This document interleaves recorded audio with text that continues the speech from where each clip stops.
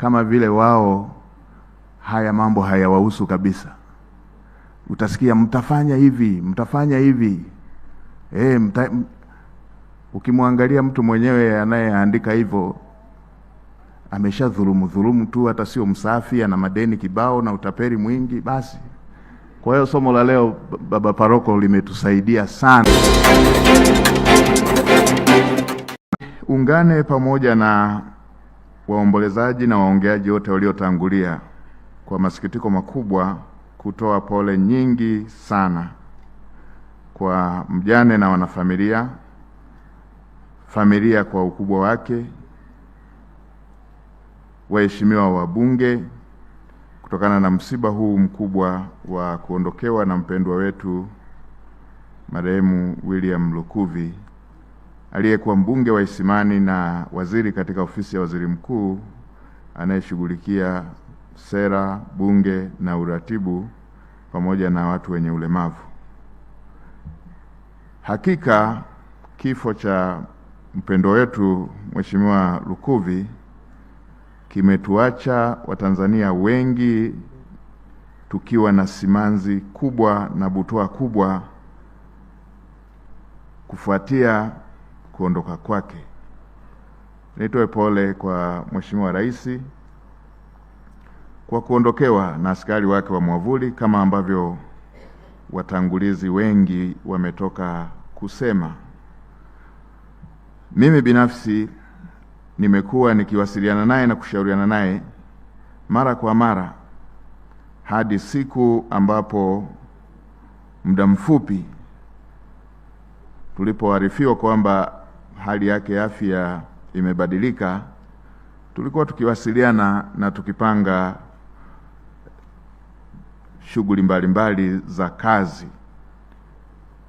Tulikuwa tukiongelea kuwa na vikao kama ambavyo watangulizi walioongea wametoka kusema, hasa ukizingatia ratiba zilizokuwa zinaendelea za kamati, tukiwa tunajiandaa na masuala ya bunge. Nitumie fursa hii tena kutoa pole kwa familia, ndugu, jamaa na marafiki wote na wale wote ambao kwa namna moja ama nyingine wameguswa na msiba huu mkubwa kwa Watanzania wote.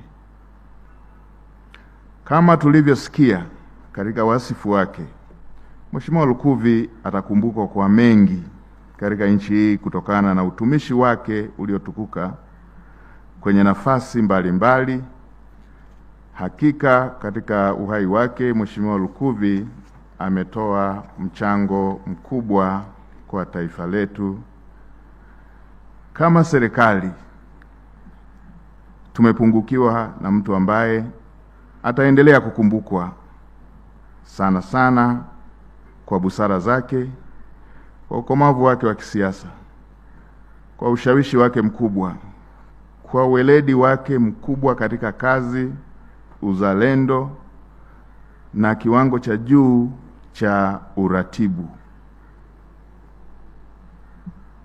Mheshimiwa baba paroko, Mheshimiwa Lukuvi atakumbukwa sana kama mshauri na mlezi wa kila mmoja. Kama ambavyo wasemaji wengi wametoka kusema, Mheshimiwa Lukuvi alikuwa baba, alikuwa mlezi, alikuwa mwalimu wa kila mbunge. Mheshimiwa Lukuvi alikuwa mlezi, alikuwa mwalimu kwa kila waziri. Alipenda kumsaidia kila waziri anapoona katika sekta yake anavyoenenda wenda asipate ufanisi mkubwa. Mheshimiwa Lukuvi alikuwa na kiwango cha juu sana cha kujitolea, nidhamu binafsi ya kazi, kujituma. Hiyo ndio iliyomwezesha kila Mheshimiwa Rais katika awamu kama tulivyotoka kuambiwa na watangulizi waliotoka kusema, aliona anafaa kumteua ili asaidie katika shughuli za uratibu. Mimi ni mojawapo kati ya wengi walionufaika na busara zake kwa muda mrefu. Kuanzia nilipoingia bungeni, nilipata ushauri mwingi kutoka kwake. Nilipoteuliwa kwa mara ya kwanza kuwa naibu waziri wa fedha, nilipata ushauri kutoka kwake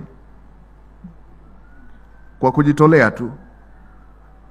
Anasema hivi, unavyoenenda zingatia hili na hili na hili na hili, kazi yako itakuwa nzuri sana. Hata sasa baada ya kuwa ameteuliwa kuwa waziri wa nchi ofisi ya waziri mkuu, ni mtu ambaye huchoki kufanya naye kazi.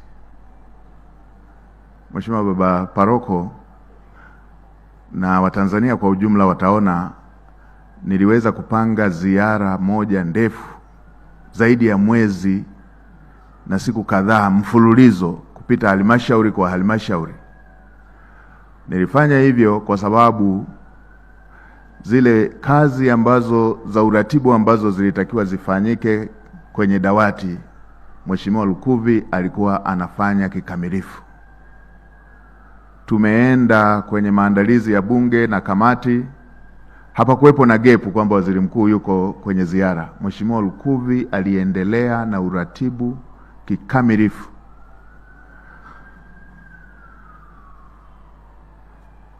Na sio hiyo tu, kama ambavyo Mheshimiwa Jaji Mkuu ametoka kutuambia, Mheshimiwa Lukuvi alikuwa anaweza kuelezea masuala ya kazi kwa lugha iliyo rahisi kwa kila wizara na kufanya masuala yanayohusiana na ushirikiano ndani ya serikali kuwa na ufanisi mkubwa zaidi. Tutaendelea kumkumbuka Mheshimiwa Lukuvi kwa umahiri wake huo, na hata tulipokuwa tukikaa mawaziri tulikuwa tunasema kwa kweli, mnyonge mnyongeni, haki yake mpeni. Mheshimiwa Lukuvi kwenye masuala ya uratibu ni profesa. Hivyo hivyo na kwa waheshimiwa wabunge, anafanya mahusiano kati ya serikali na bunge yawe imara kila wakati. Mara nyingi kwenye majukumu haya ya mihimili, kuna wakati joto huwa linapanda kama wana michezo. Unakuta mbunge kwa ajili ya kuwatetea wananchi wake na pengine majibu yaliyotolewa na serikali hayajamridhisha yeye na wananchi wake, ana lose temper. Mheshimiwa Lukuvi alikuwa ni mwalimu wa kuweza kuhakikisha mahusiano kati ya mbunge, wananchi wa jimbo husika pamoja na serikali yanadumishwa, na amefanya hivyo si mara moja, amefanya hivyo mara nyingi. Pamoja na kuwa tumekuwa kwenye maombolezo na huzuni kubwa, nitumie fursa hii pia kukushukuru sana Baba Paroko kwa ujumbe mzuri uliotoa. Umetusaidia wengi. Mimi mwenyewe nilikuja hapa nikiwa nimejaa kwa nini nyingi sana kichwani na kifuani na majonzi. Nilikuwa naona kama shetani anatafuta kuniangusha, kumuondoa Mheshimiwa Lukuvi ambaye alikuwa ananisaidia na kuiona nafasi ya waziri mkuu na kazi za waziri mkuu kwamba ni kazi zinazoweza kufanyika kwa urahisi. Katika kipindi kifupi nikiwa nimeona tunaenda vizuri, tumepanga majukumu mengi, tumepanga namna tutakavyoliendea bunge, tumepanga namna tutakavyoendea dira mpya. Ghafla unasikia ndugu unayepanga naye, kiongozi unayepanga naye anaondoka ghafla bila kuwa amesikitika kwamba ana jambo linalomtatiza gumu la kiafya. Hakika tunakushukuru sana Baba Paroko kwa mahubiri yako ya leo. Imekuwa tu sio misa ya kumsindikiza mwenzetu, bali imekuwa elimu ya kila Mtanzania ambayo itatusaidia Watanzania kudumisha undugu wetu, uungwana na ubinadamu wa kila moja, huku tukijua sote njia yetu ni hiyo hiyo. Amesema Mheshimiwa Makamu wa Rais mstaafu Daktari Mpango kwamba siku hizi tunatumia vibaya mitandao. Baba Paroko, wewe mwenyewe katika mahubiri yako pote nilikuwa nakusikiliza, umetumia neno tuki, tuta, ukiwa unaonesha na wewe ni binadamu kama sisi. Ukiwa unaonesha na wewe safari yako ni kama yetu sisi.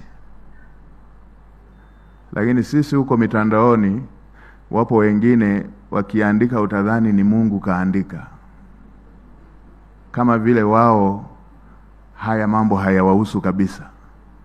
Utasikia mtafanya hivi.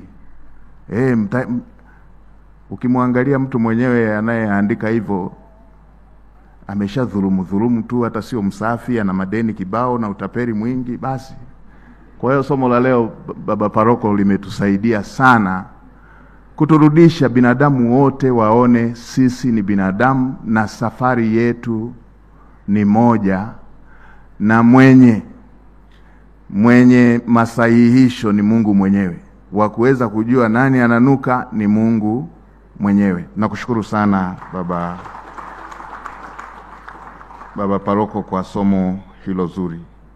Na nilipokuwa nimekaa pale nikasema nitawaambia wasaidizi wangu siku moja wanielekeze mpaka nikasali kwenye kanisa lako ili ujumbe huu ni upate na siku nyingine. Nakushukuru sana Baba Paroko.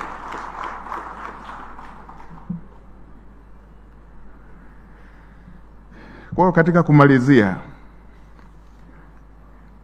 niendelee kwa niaba ya serikali kama ambavyo Mheshimiwa Naibu Waziri pamoja na Katibu Mkuu pamoja na wengine waliotangulia kusema, kuhakikishia familia serikali itaendelea kuwa bega kwa bega na familia, kama ambavyo mara tulivyopata taarifa hizi kwamba Mheshimiwa Lukuvi amepata itilafu kidogo ya kiafya. Mheshimiwa Rais alitoa maelekezo ya kusaidiana na familia kwenye kila hatua kama ambavyo tumefanya, na hata sasa maelekezo yake ni hayo, na kama ambavyo mmeshaona kwenye ratiba, na yeye yuko bega kwa bega pamoja na familia, yuko bega kwa bega Mheshimiwa Spika, pamoja na wewe na Bunge, pamoja na Watanzania wote, wakiwemo wananchi wa mkoa wa Iringa pamoja na jimbo la Isimani. Nirejee tena kutoa pole kwa familia. Mungu awape moyo wa ustahimilivu. Yeye ndiye mwanzilishi wa maisha ya kila moja, na yeye ndiye anayejua mwisho wa maisha ya kila mmoja wetu. Bwana alitoa na Bwana ametoa, jina la Bwana lihimidiwe. Asanteni sana. Maisha ya watu wengine, kwa sababu hatujui kile ambacho Mwenyezi Mungu amekipanda, kwa sababu kadiri huyu mtoto anavyozidi kukua, manake anavyozidi kupendeza, manake ndivyo atakaweza kuja kutumika baadaye huko. Ila tusisahau, maua yanadumu kwa muda mfupi. Ghafla ua liliokuwa linapendeza linanyauka.